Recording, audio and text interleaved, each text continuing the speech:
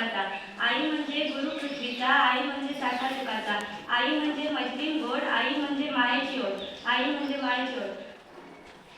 पहिला शब्द जो मी उच्चारायला पाहिला, घास जिने मला हाताने भरविला, हाताचे बोट पकडून मला चालायला शिकवले. मी आजारी असताना माझ्या अंतराळाशी रात्रंदिवस काढले, ती फक्त माझी आई. आईविषयी जितकं बोलावं तितकं कमी आहे. माझी आई माझ्या घराचा आधारस्तंभ आहे. माझी आई माझ्यावर खूप प्रेम करते. मला उठवण्यापासून माझा नाश्ता, जेवण, शाळेची तयारी सर्व काही आई करते. आई हे परमेश्वराचं दुसरं रूप आहे.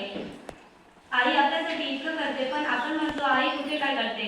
तर आज मी आपल्याला आईविषयी एक गोष्ट सांगणार आहे. माझ्या गोष्टीचं नाव आहे आई व मुलीचं प्रेम. एका गावात एक 5 वर्षाची मुलगी राहत होती. तिचे नाव स्नेहा होते. तिला फिरायला खूप आवडायचे, पण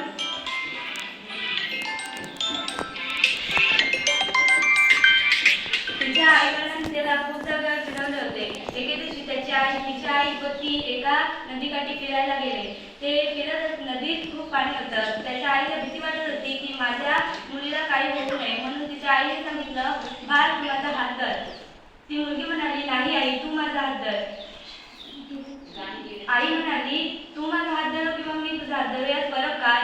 मुलगी म्हणाली, आई मी तुझा हात धरले तर मी काही झालं तर मी तुझा हात सोडून देईन, पण जर तू माझा हात धरलीस काही झालं तू माझा हात सोडणार नाही.